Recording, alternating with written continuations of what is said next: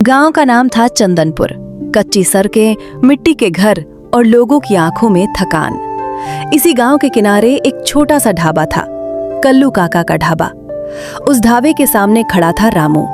पेट में आग लगी थी, आंखों में शर्म और चेहरे पर मजबूरी। काका, 2 दिन से ठीक से कुछ खाया नहीं है। मजदूरी की तलाश में शहर गया था, लेकिन वहां भी किस्मत ने मुंह मोड़ लिया। आज बस इतना चाहता हूं कि पेट भर जाए, फिर चाहे मजदूरी में जान निकल जाए।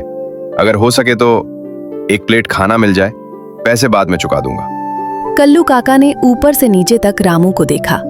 फटे कपड़े, धूल से सना चेहरा और कांपते होंठ। बेटा, ढाबा कोई धर्मशाला नहीं है।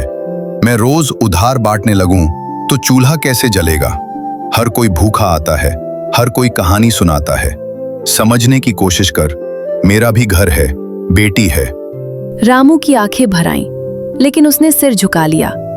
भूख इंसान को झुकना सिखा देती है, लेकिन कुछ लोग झुकते हुए भी अपनी इज्जत नहीं गिरने देते। काका, भीख नहीं मांग रहा हूं, बस एक मौका चाहता हूं, 1 प्लेट खाना और एक उम्मीद। अगर मैं झूठ बोल रहा हूं तो भगवान मेरा पेट कभी ना भरे, लेकिन अगर सच है तो शायद आज मेरी जिंदगी बच जाए।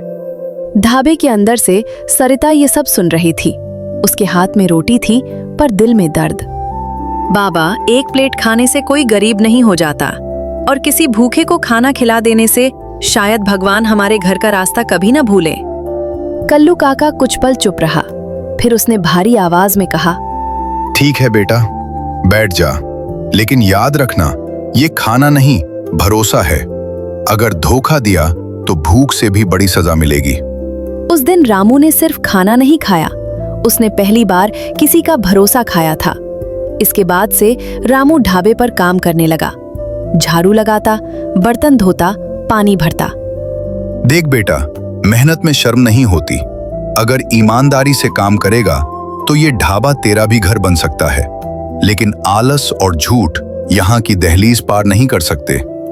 रामू दिन रात मेहनत करता, लेकिन गांव का साहूकार महेश बाबू ये सब देख रहा था। कल्लू, तू इन गरीबों को सिर पर चढ़ा रहा है। याद रख, आज खाना खिला रहा है, कल यही लोग तेरी छत पर दावा करेंगे। गरीब को जितना दूर रखो उतना अच्छा। महेश बाबू, गरीबी गुनाह नहीं होती और इंसानियत ब्याज पर नहीं चलती। आप अपने पैसों का हिसाब रखिए, मेरे दिल का नहीं। इसी बीच गांव में अकाल पड़ गया। काम बंद, पेट खाली। एक रात ढाबे से खाना चोरी हो गया। सारा शक रामू पर गया। रामू, सच सच बता, क्या तूने मेरी पीठ पीछे चोरी की? अगर किया है तो अभी मान ले, क्योंकि झूठ सबसे बड़ी चोरी होती है। रामू कांप गया। काका, अगर मैंने चोरी की होती तो आज आपकी आंखों में आग डालकर बात नहीं करता। मैं भूखा था, मजबूर था, लेकिन बेईमान नहीं। अगर मुझ पर भरोसा नहीं तो मैं अभी चला जाऊंगा। कभी कभी सबसे सच्चा इंसान सबसे पहले शक के कटघरे में खड़ा किया जाता है। रामू चला गया, गांव छोड़कर, खाली पेट, टूटा हुआ दिल लेकर। वक्त बहुत कुछ छीन लेता है, लेकिन अगर इंसानियत बची रहे तो वक्त भी घुटने टेक देता है। कई महीने बाद बाढ़ आई, गांव डूब गया, ढाबा टूट गया। उसी बाढ़ में एक आदमी लोगों को बचा रहा था, रामू। अगर आज ये लड़का नहीं होता तो आधा गांव बह गया होता। किसी ने पूछा नहीं कि ये कौन है, बस सबको बचाता चला गया। बाद में सच्चाई सामने आई। खाना महेश बाबू ने चुरवाया था। कल्लू काका रो पड़ा। बेटा, मैंने 1 प्लेट खाने का कर्ज चुकाने के बदले तेरी पूरी जिंदगी छीन ली। अगर माफ कर सके तो इस बूढ़े का बोझ हल्का कर दे। काका, आपने एक दिन मुझे खाना दिया था। आज मैं जिंदा हूं तो उसी 1 प्लेट की वजह से। कर्ज नहीं था वो मेरी जिंदगी की शुरुआत थी। याद रखना, हर भूखा पेट चोर नहीं होता, और हर 1 प्लेट खाना किसी की पूरी जिंदगी बन सकता है।